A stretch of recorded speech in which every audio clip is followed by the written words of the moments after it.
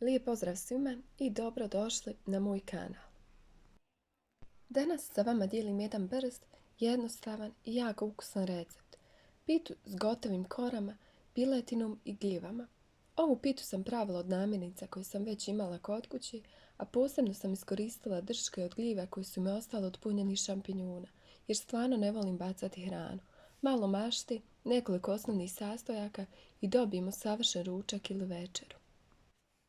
Namirnice koje sam koristila su sljedeći: gotove bijele jufke, nekoliko ostataka integralne jufke, pola pilećih prsa, zdjelica gljiva, jedna mala glavica crvenog luka, 2 komada bijelog luka, 3 kašike pavlake, u početku su bile 2 pa sam dodala još jedno jaje, svježi pješum, kisela voda, maslinovo ulje i suzam za dekoraciju. Ovdje imam sve što mi je potrebno za ovaj jednostavan i ukusan recept. Ove namirnice su savršena kombinacija koja će učiniti moju pitu sočnom i punog okusa.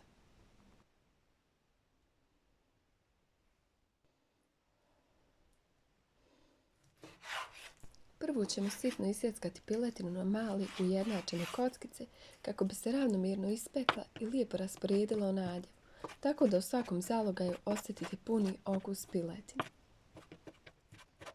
Iako zvuči kao jednostavan korak, zapravo je vrlo važno da piletina bude sitno isjeckana, tako će se sve brže iskuhati i ravnomjernije rasporediti u nadjevu.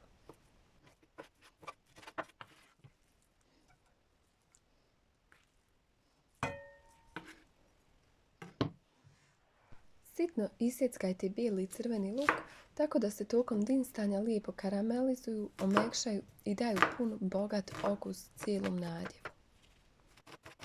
Čak i ako niste neki veliki ljubitelj luka, ne brinite. On se u ovoj piti sasvim lijepo izdinsta i daje finu, blagu slatkoću kad se savršeno uklapa u nadjev, a nećete ga ni osjetiti.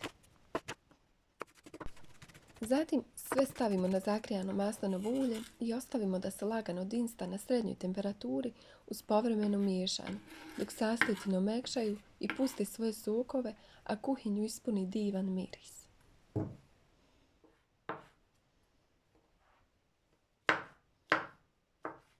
Isjeckamo gljive ne previše sitno kako bi zadržale svoju teksturu i okus, jer želimo da se osjeti u piti, a ne da nestanu u nadjev.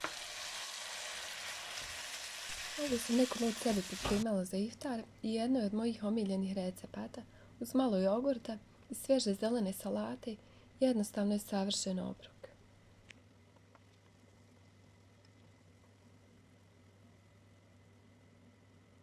Od začina dodajem malo vegeti, prstova, soli i bibera po okusu, pa još malo maslinovog ulja kako bi nadjev ostao sočan i lijepo se povezao dok se dalje dinsta.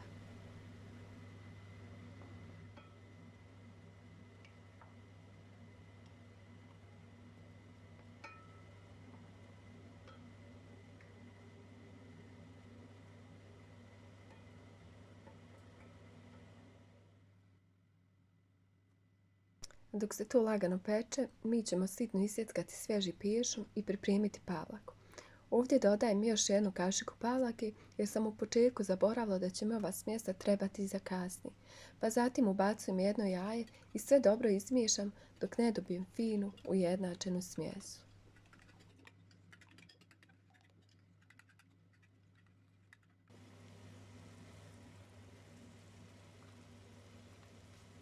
U piletinu dodajem sitno sjeckane gljive i pješum, sve lagano promiješam i kratko propržim kako bi se okusi lijepo spojili. Nakon toga dodajem 2/3 pripremljene smjese od jaja i pavlaki, pa sve zajedno još malo promiješam da nadjev postane kremast i sočan. Sve zajedno na vatri držite još samo par sekundi, nikako duže, jer ne želimo da se jaja ispeku. U tom slučaju smjesa nam više neće biti kremasta, nego će postati suha i izbijena. Neka vam izgleda ovako kao kod mene, da svi sastojci budu lijepo ujednačeni i povezani u kremasti nadjev. Negdje sam pročitala da Britanci pripremaju ovu pitu s piletinom i prasom, pa me zanima da li ste možda već isprobali tu verziju. Ako želite, mogu snimiti taj recept i podijeliti s vama.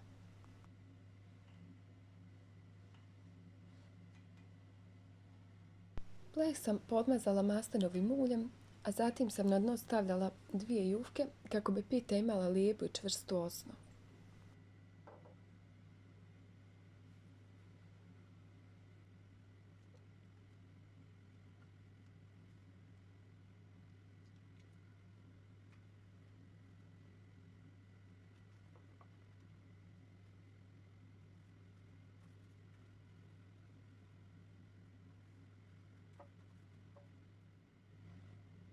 Zatim prelazimo na slaganje pite. Prvo koristim ostatke integralne jufke, slažem 4 kore jednu na drugu, a svaku koru pažljivo premažem kiselom vodom i maslinovim uljem kako bi kore ostale mekane i dobile finu zlatnu boju nakon pečenja. Ja koristim gotove kore u svojoj kuhinji jer su pravi spas kada želite brzo pripremiti ukusnu pitu, a pritom uštedjeti vrijeme. Savršeno su pogodne za one dane kad nemate puno vremena za pripremu tijesta, a ipak želite uživati u domaćem okusu. Obilno dodajemo pripremljeni nadjev, ravnomjerno raspoređujući sve sastojke po korama, tako da pita bude bogata i sočna u svakom zalogaju. Na kraju pažljivo zarulam jufku s nadjevom, pazeći da sve bude čvrsto, ali ne previše stisnuto, kako bi pita zadržala svoj oblik i sočnost prilikom pečenja. Što se tiče ovih bijelih jufki, one su malo devlje, pa sam uzela samo 2 kore koje sam također premazivala kiselom vodom i maslinovim uljem kako bi bile mekane i dobile lijepu, hrskavu teksturu kada se ispeku.